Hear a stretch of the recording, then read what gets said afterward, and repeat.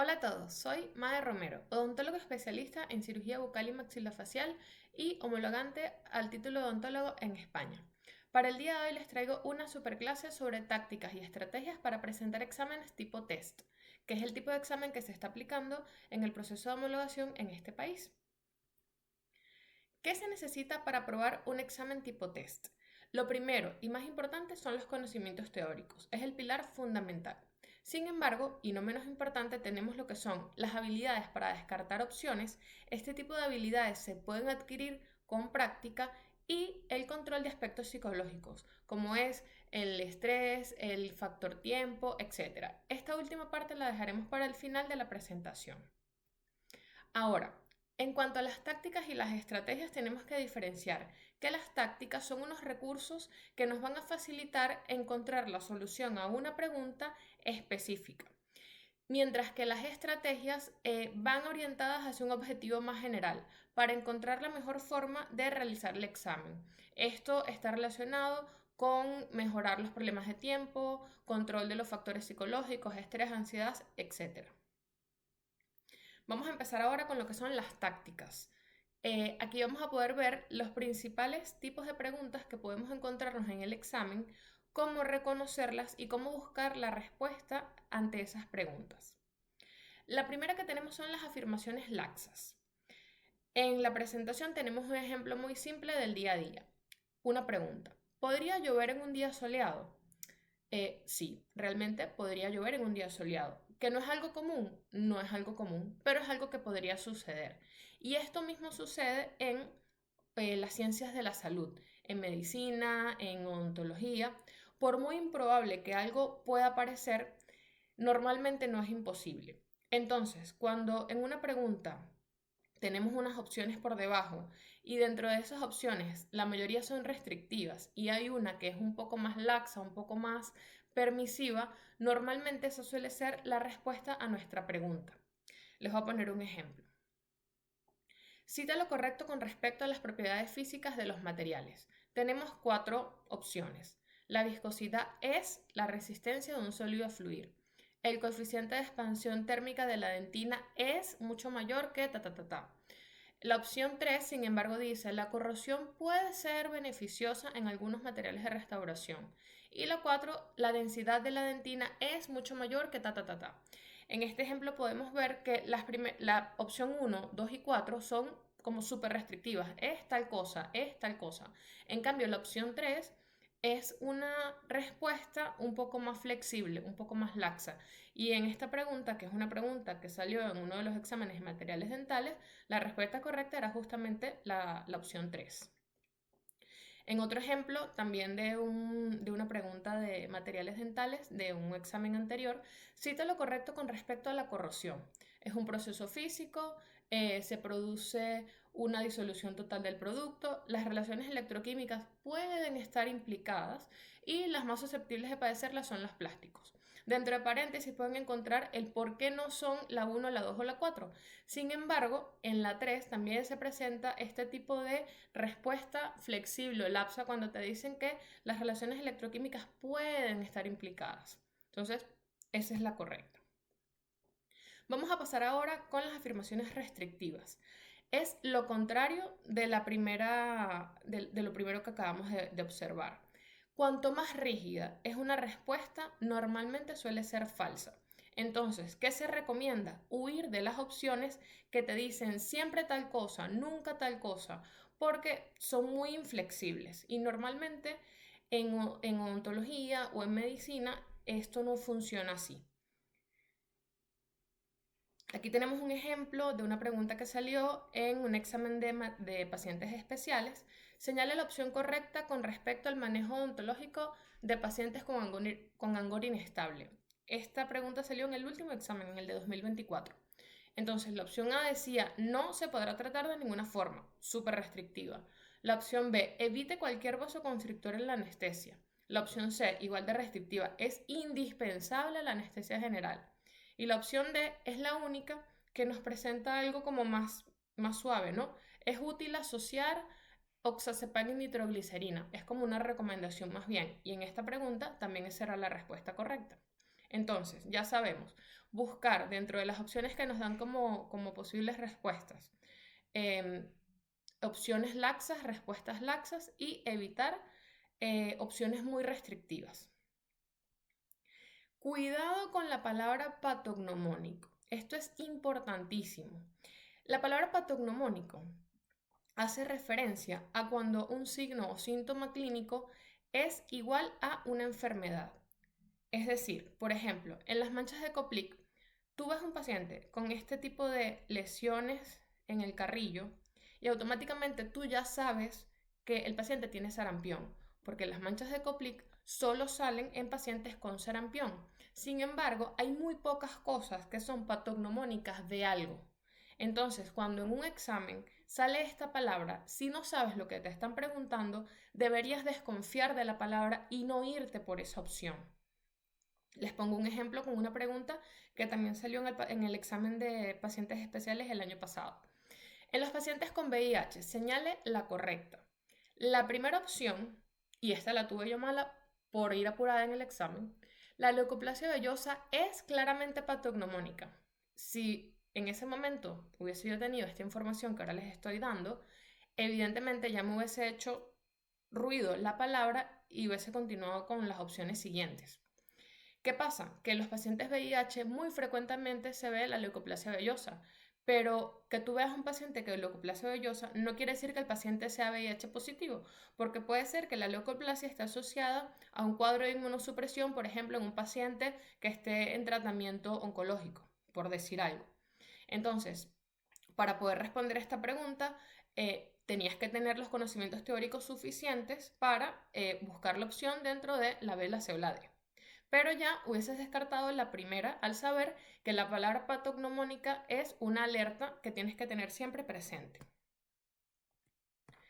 Afirmaciones idénticas. Se supone que en un examen de selección no pueden haber más de dos respuestas, porque si no, la respuesta se anula. Partiendo de ese principio, si tú dentro de tus 4 opciones para responder tienes 2 opciones que son idénticas o muy parecidas o con sinónimos, una anularía la otra. Y entonces solo tendrías que seleccionar tu respuesta dentro de las otras dos que quedan. Por ejemplo, esta es una pregunta de un examen MIR. A la hora de atender pacientes en situaciones graves y complejas, ¿cuáles son las dos actitudes esenciales para una buena relación médico-paciente? La 1 dice demostrar buenos conocimientos y asertividad. La 2 tenacidad y constancia. La 3 empatía y comprensión. Y la 4 seguridad y destreza. Si se fijan, no son exactamente iguales la 1 y la 4, pero buenos conocimientos te da seguridad y la destreza asertividad. Entonces, son muy similares. En este caso, la opción correcta era la opción 3. Pero ya tú habías descartado la 1 y la 4 como posibles soluciones. Afirmaciones similares pero con distinción. El parecido sospechoso le llamamos a esto. Si encuentras dos opciones muy similares pero distintas en algún detalle, normalmente una de esas dos opciones que son parecidas va a ser tu respuesta. Por ejemplo, esta también es una pregunta que salió en un examen anterior de pacientes especiales. ¿Cuál es la causa más frecuente de parálisis cerebral? Tienes la A, trauma, B, anoxia prenatal, la C, prematuridad y la D, anoxia perinatal. Fíjate que la B y la D se parecen mucho. Entonces ahí tú tienes el parecido sospechoso. En este caso la respuesta correcta era la respuesta D, que es la anoxia perinatal que se produce durante el nacimiento, durante el parto. Vamos con las afirmaciones opuestas.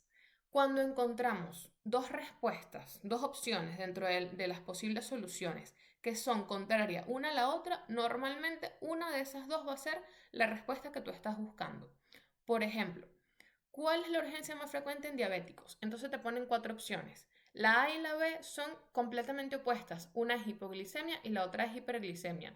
Cuando tienes preguntas así, normalmente una de esas dos opciones contrarias es lo que tú estás buscando. Y eso te ayuda a descartar las otras dos opciones. En este caso, la respuesta correcta era hipoglicemia. Aquí hay otro ejemplo. Este también es un ejemplo de un examen MIR. Pero lo traigo porque se observa más claramente lo que les estoy explicando. Es un caso clínico, una mujer de 75 años que consulta por insomnio, refiere que desde hace años se despierta por la noche con sensación de hormigueo, quemazón en las piernas y a veces en los brazos. Estos síntomas se presentan también por la tarde, nota mejoría al moverlos, pero los síntomas recurren durante el reposo, por lo que luego no puede volver a conciliar el sueño. Este cuadro nos podría orientar el diagnóstico de un síndrome de piernas inquietas. Y dentro de las 4 opciones pregunta cuál es la falsa.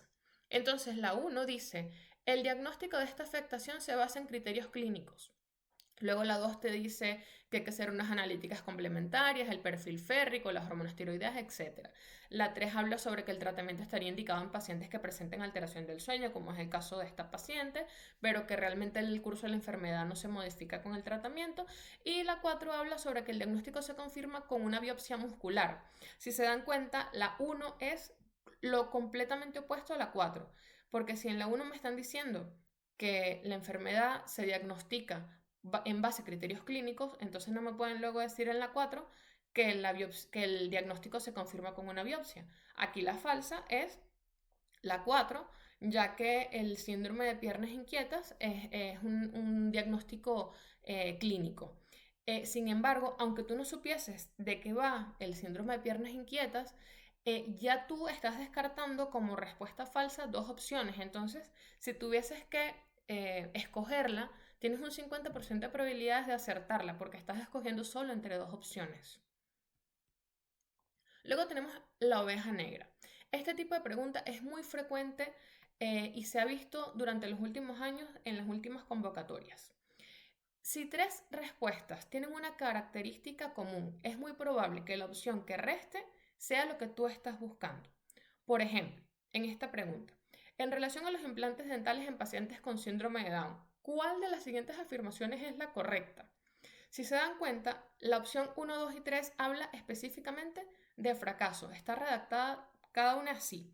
La tasa de fracaso se sitúa en torno al 20%, los fracasos se deben al déficit de higiene oral, los implantes fracasan en el momento de la carga protésica. Sin embargo, la 4 no incluye la palabra fracaso, habla de pronóstico. El pronóstico es similar al que tiene la población en general.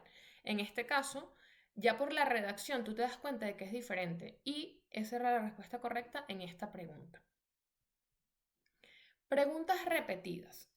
Es muy importante que revisemos los bancos de preguntas anteriores de los exámenes que se han realizado, tanto los que se han realizado por el grado los últimos 3 años como los anteriores, porque es muy frecuente que las preguntas se repitan. Por ejemplo, en el examen de materiales dentales que yo aprobé, en el 2021 hubo varias preguntas relacionadas con la estructura cristalina de los materiales, la organización atómica de los mismos, unas 4 o 5 preguntas. Y en el siguiente examen, en el 2023, repitieron esas preguntas. No eran exactamente iguales, pero abarcaban ese tema. También hay temas que son muy repetitivos, de los que tiran mucho para hacer los exámenes.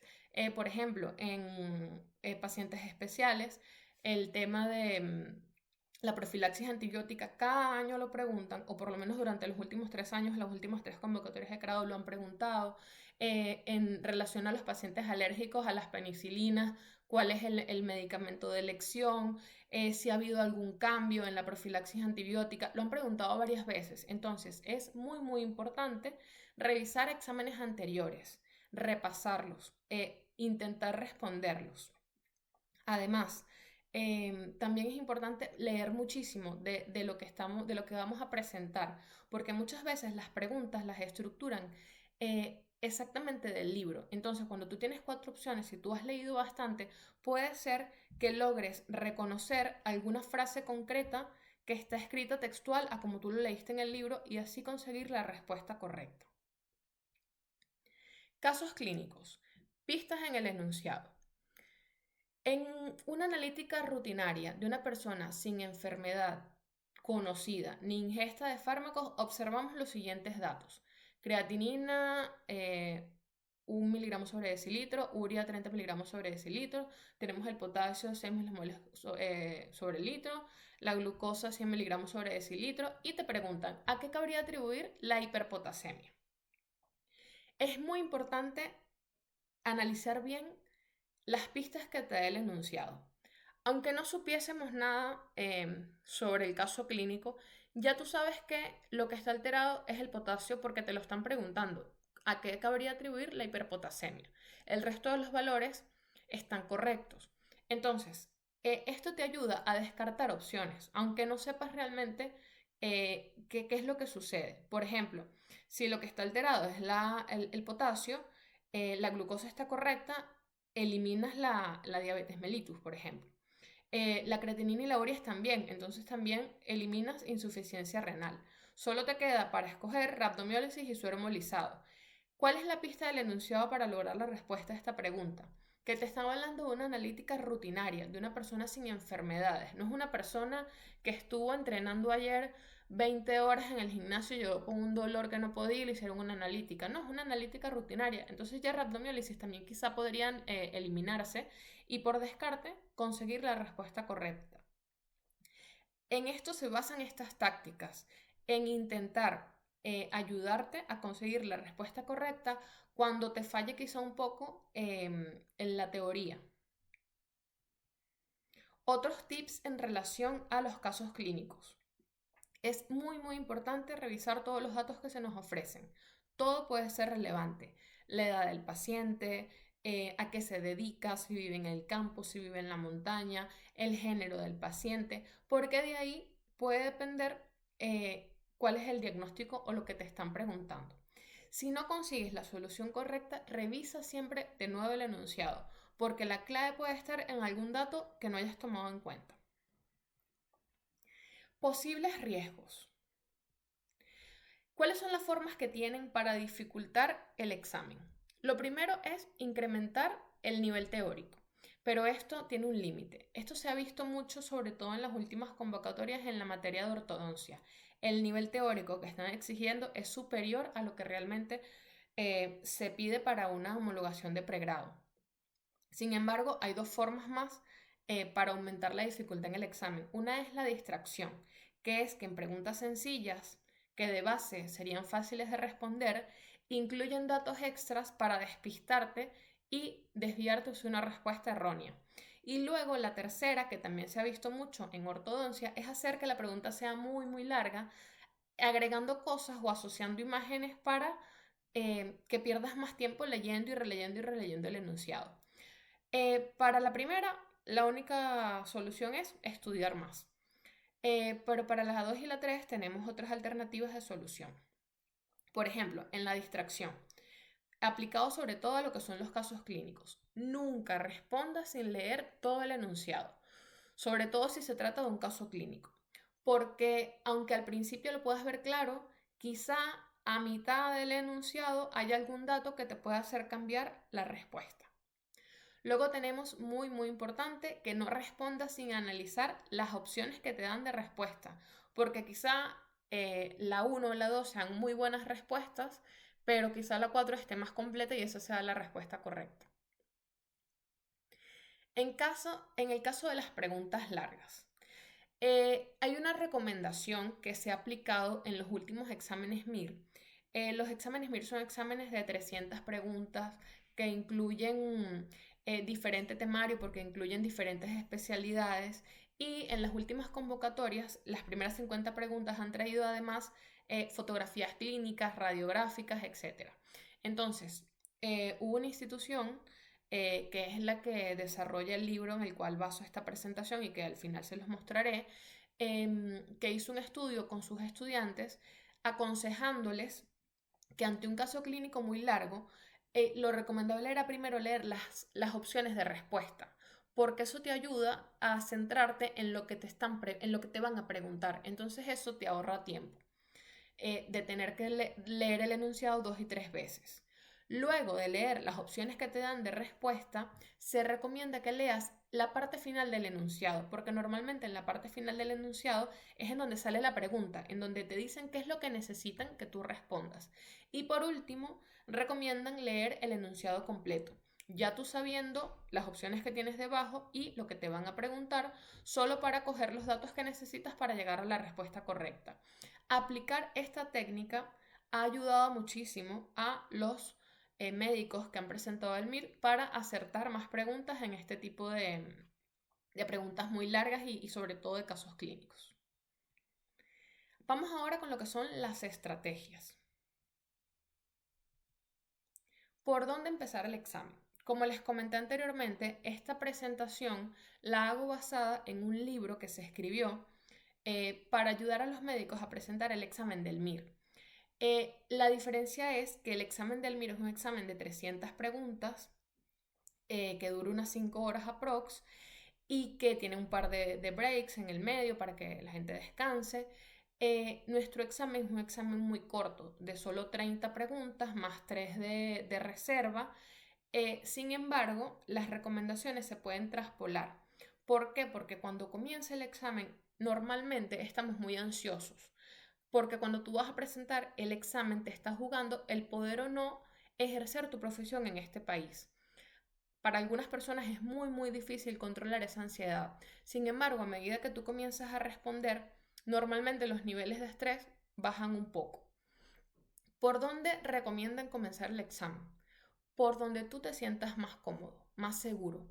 ¿Qué quiere decir esto? Que si tú abres el examen y las primeras 5 preguntas son una locura y no consigues la respuesta, no te desesperes en ese momento. Lo que se recomienda es irte, por ejemplo, a la mitad del examen, a la pregunta 10 o a la pregunta 20 y comenzar desde allí hacia adelante y luego regresar a las primeras preguntas cuando ya estés un poco más tranquilo. Esto es algo que mucho se ha preguntado. ¿Debemos o no debemos repasar el examen? Esto va ligado al factor tiempo. ¿Qué quiere decir? Si te sobra o no te sobra tiempo al final del examen para repasar. Existe una teoría muy arraigada que dice que no se debe revisar el examen y que el alumno, el que se está presentando, debe confiar en la primera respuesta que dio. Sin embargo, en los años 80 se hizo una investigación al respecto y se publicó en una revista de Teaching of Psychology los resultados de ese estudio, en donde ellos desmentían esa teoría y demostraban que el 58% de esos cambios fueron favorables, cambiaron respuestas incorrectas a correctas. Sin embargo, esa teoría se cree que se produce por lo que en psicología llaman el efecto de von Restorff, que quiere decir que cuando tú tienes una respuesta correcta que ya has apuntado y a última hora antes de entregar el examen la modificaste y la pusiste mal, psicológicamente eso tiene mucho peso porque tú sabes que la tenías buena y la pusiste mala. Aunque en el mismo examen hayas cambiado 3 más que estaban malas y las hayas puesto buenas, lo que a ti te va a pesar es esa buena que pusiste mala. Entonces, a pesar de que con ese estudio esa teoría se tumbó, no se recomienda realmente hacer una revisión del examen y cambiar respuestas durante los últimos minutos. Primero porque estamos apurados, porque estamos agobiados. Solo se recomienda cambiar una respuesta cuando hay alguna razón muy poderosa para hacerlo o cuando tú te das cuenta que el fallo es evidente. Entonces allí sí pudieses cambiar la respuesta inicial que diste. Sin embargo, si realmente te sobrase tiempo, ese tiempo se recomienda utilizarlo en revisar la hoja de respuesta. Esto es una recomendación importantísima y que mucha gente pasa por alto. Tienes que estar familiarizado con la hoja de respuestas. Tienes que realizar simulacros, revisar preguntas de convocatorias pasadas como ya les comenté, repasar la hoja de respuestas. No siempre la hoja de respuestas es la misma. De hecho, en la convocatoria 2024, la hoja de respuestas cambió. No puedes llegar al examen sin saber cómo se responde porque es tiempo que vas a perder. Esta fue la hoja de instrucciones para aprender a llenar la hoja de respuestas del examen en el 2024. Normalmente las universidades publican las instrucciones y el formato de hoja de respuesta para que el estudiante esté familiarizado antes de ir al examen. Aquí realmente a mí me pareció bastante engorroso para las personas que tuvieron que aprendérselo justo antes de entrar al examen. Si tú considerabas, por ejemplo, que la respuesta correcta era la C, entonces tú marcabas una X. Si luego te lo pensabas mejor y pensabas que, bueno, no, que era la D, entonces la X que habías marcado en la C tenías que ponerlo todo en negro y marcar la X en la D. Si luego considerabas que no, que sí que era la C, entonces le volvías a poner todo en negro la D y a la C le ponías un palito abajo. Y luego no era algo tan evidente el cómo utilizar esta hoja. Y aquí te ponían un ejemplo. Y la hoja era esta hojita naranja. Entonces, cercano a la fecha del examen, pues tendremos que estar pendientes de cuál va a ser la hoja, si se mantiene esta o si hay alguna variación. Importantísimo, las preguntas de reserva. Las preguntas de reserva son las últimas 3, aparte de las 30 que conforman el examen. No las dejen para el final, porque puede ser que se les acabe el tiempo y no las respondan, o que las respondan apuradas y no las respondan bien. Normalmente las preguntas de reserva tienen una dificultad un poco menor que la del resto del examen. Normalmente los enunciados no son tan engorrosos. ¿Por qué? Porque necesitan que sean preguntas simples, porque se van a utilizar en caso de que las preguntas engorrosas del examen alguna tenga un error y se anule. Entonces, por ejemplo, yo aprobé materiales dentales gracias a una pregunta de reserva, porque dentro del examen había una pregunta que tenía dos opciones. Realmente la pregunta era relacionada a qué va primero, si el polvo o el yeso cuando preparas yeso para vaciar modelos. Y dentro de las opciones correctas estaba la opción correcta. Sin embargo, cuando dieron la hoja de plantillas, ellos marcaron como correcta otra opción, que era incorrecta. Y a la hora de hacer las reclamaciones, en vez de cambiar en la hoja de respuesta la respuesta, anularon la pregunta. Y se fueron a las preguntas de reserva que yo las tenía correctas y eso me dio el punto completo. Entonces, importantísimo, no las dejen para el final. Tampoco les hagan al principio, porque al principio, como les comenté, estamos como muy estresados, muy ansiosos. A mitad de examen, tómense un momento para ir hasta el final del examen, buscar las preguntas de reserva y tómense su tiempo, léanlas bien para que las puedan responder y tener esos puntos asegurados en caso de que algo se anule en el examen. Otras recomendaciones importantes. 24 horas antes del examen se recomienda estudiar hasta el mediodía y luego de la comida guardar las guías, los libros y no seguir estudiando. Descansar la mente, salir de la casa, hacer deporte, volver en la tarde, al final de la noche y acostarse a dormir para poder descansar. Hay personas que son muy ansiosas, que no logran controlar este tipo de estados y por ejemplo, hay médicos que cuando van a presentar el MIR usan algún tipo de ansiolítico o benzodiazepina para estar más calmados porque de otra forma no pueden controlarse. No está desaconsejado el uso de ellos, pero se desaconseja que los pruebes el día del examen si nunca los has utilizado, porque puede pasar que se te pase la mano de dosis y no estés en las condiciones óptimas para presentarlas. Entonces, como se recomienda hacer simulacros, si estás pensando o considerando utilizar algún tipo de ansiolítico para el día del examen, pruébalo antes para que sepas hasta dónde puedes llegar y que estés bien, ¿vale? Otras recomendaciones importantísimas y lo veo cada convocatoria. Personas que llegan o sin el DNI o sin el NIE o que comenzaron el proceso con un documento y ahora tienen otro. Hay algo que se llama certificado de concordancia, lo dan en la policía.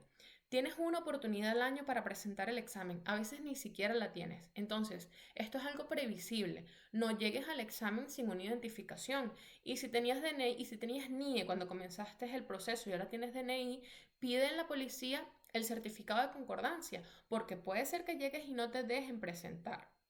Otra cosa súper importante, la resolución definitiva original. La piden para presentar. Si no la llevas, no te van a dejar entrar al aula de examen. La resolución definitiva dice en el último párrafo, esta es una resolución definitiva y no se puede, lo dice textual. Entonces, llévala. Y si es una copia, tiene que estar compulsada. Entonces, antes de salir de casa el día del examen, revisa que tengas tu identificación y tu resolución definitiva original. Otras recomendaciones, bueno, llevar varios bolis. Evidentemente, durante el examen no se pueden tener relojes inteligentes, móviles cerca. Normalmente en la pared siempre hay un reloj para que tú lleves el tiempo y los profesores que van cuidando el examen te van diciendo cuánto tiempo falta. Sin embargo, es bastante cómodo que tú tengas un reloj de pulsera si lo tienes y tú puedas ir controlando cuánto tiempo te queda. Entonces, podría ser una buena idea llevarlo. Este es el libro en el que yo estoy basando esta presentación. Tácticas y estrategias en el examen MIR de Jorge García Macarrón. Como les comenté anteriormente, el examen MIR es un examen que también es de tipo test, al igual que los que nos están aplicando a nosotros. Y aunque hay información en este libro que no se puede traspolar a lo que nosotros estamos presentando, hay otras cosas que sí, como el resumen que yo les acabo de presentar. Entonces, para los que deseen, yo tengo este libro. Si quieren que se los haga llegar, se pueden suscribir a mi plataforma y con gusto se los envío. Quiero agradecerles a todos por estar aquí y estaré publicando en mi plataforma en el transcurso de los próximos meses contenido sobre la materia de materiales dentales para aquellos que tengan que presentarse este año. Queda bastante tiempo, es posible aprobar los exámenes, solo necesitamos organización, planificación y continuar estudiando. Así que nos vemos en el próximo vídeo. Adiós.